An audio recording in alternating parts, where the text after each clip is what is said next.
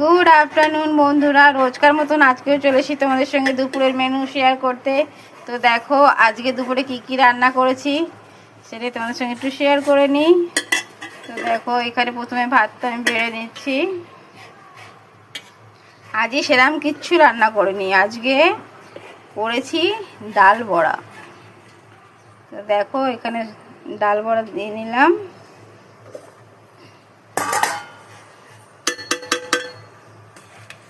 আর এখানে করেছি ডাল বড়া ঝাল।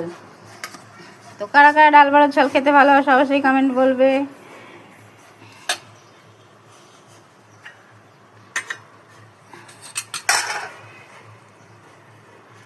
আর করেছি এখানে আমের চাটনি।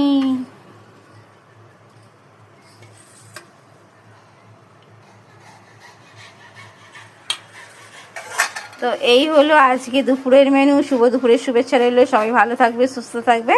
টাটা।